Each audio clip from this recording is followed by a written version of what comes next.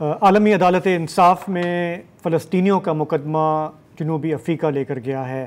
اسرائیل کے ساتھ امریکہ برطانیہ کے بعد اب جرمنی اس کے دفاع کے لیے اٹھ کھڑا ہوا ہے، لیکن اسے شرم دلا رہا ہے افریقی ملک نمیبیا، اور اسے یاد دلا رہا ہے کہ 100 سال پہلے جرمنی نے کس طرح سے نسل کشی کی تھی نمیبیا میں۔ اس پر ہم پروگرام میں تھوڑا سا آگے چل کے بات کریں گے۔ پہلے تھوڑا غزہ کے اندر کا احوال۔ وہاں پہ یونائٹڈ نیشنز کی جو ریفیوجی ایجنسی ہے اس نے آج ایک ویڈیو جاری کی ہے یہ دکھانے کے لیے کہ پچھلے 100 دنوں میں وہاں کیا ہوتا رہا ہے۔ اس پر ایک 100 سیکنڈ کی ایک ویڈیو ہے جو آپ اپنی اسکرین پر بھی دیکھ سکتے ہیں۔ یو این ریفیوجی کا کہنا ہے کہ سن 48 کے بعد سے اب تک بیچ میں کئی جنگیں ہوئیں، کئی دفعہ اسرائیل نے وہاں پہ چڑھائی کی، لیکن جتنے لوگ اس دفعہ در بدر ہوئے ہیں اتنے پہلے کبھی نہیں ہوئے۔ بچوں کی پوری ایک نسل ہے جو ٹراماٹائزڈ ہے، جس نے اپنی آنکھوں سے مظالم دیکھے ہیں، جو زخمی ہے، اور جو جس صورتحال سے لوگ گزر رہے ہیں وہ انسانی زندگی گزارنے کے وہ قابل نہیں ہیں وہ حالات۔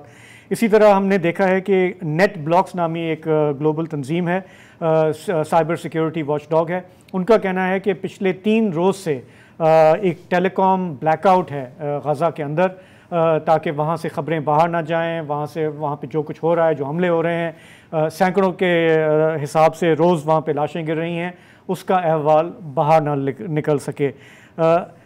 غزہ کے اندر کی یہ صورتحال ہے۔ ہم جانتے ہیں کہ 2-3 دن پہلے امریکہ نے، برطانیہ نے حوثی باغیوں پر حملے کیے، اس کو ڈیفینڈ کر رہے ہیں وہ۔ آج یہ خبر آئی امریکنز کی طرف سے کہ حوثیوں نے ایک جوابی مسل داغا ہے ان کے جہاز پہ، یو ایس اونڈ کنٹینر پہ شپ پر داغا ہے۔ جی بالکل۔ اچھا، اب یہ تو ہو گئی بگ پکچر۔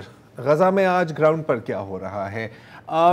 کئی دنوں بعد غزہ کے شہری خوراک کی تلاش میں باہر نکلے۔ اگر وہ یہ آپ دیکھتے ہیں ہزاروں کی تعداد میں ان کو پتہ لگا کہ کہیں آٹا مل رہا تھا، اور جیسے ہی وہ نکلے تو یہ اگر اگلی ویڈیو دیکھیں تو اسرائیلی فوجیوں نے ان پر فائرنگ شروع کی، اور یہاں آپ دیکھ رہے ہیں کہ فائرنگ سے بچنے کے لیے لوگ بھاگ رہے ہیں کنٹرولوں پہ۔ تو یہ تو ہے اسرائیل کا۔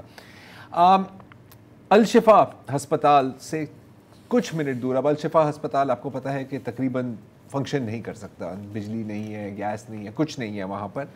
اور یہ جو ہے بہت خوفناک ویڈیو ہے، لیکن اس طرح کی اب ہم نے ہزاروں دیکھ لی ہیں۔ یہ ایک الشفا کے ڈاکٹر ہیں جو اپنی 16 سال کی بیٹی کی ٹانگ کا آپریشن کیا ایمپوٹیشن کر رہے ہیں اپنے گھر کی ڈائننگ ٹیبل پر، اور خون کو پکڑنے کے لیے ایک پینٹ کا ڈبہ رکھا ہوا ہے اور کوئی اینستھیٹک نہیں ہے۔ یہ ایک لڑکی ہے، اور اندازے کے مطابق ہر دن 10 بچوں کے کوئی نہ کوئی، یا کسی کا بازو ایمپوٹیٹ ہوتا ہے یا کسی کی ٹانگ ایمپوٹیٹ ہوتی ہے۔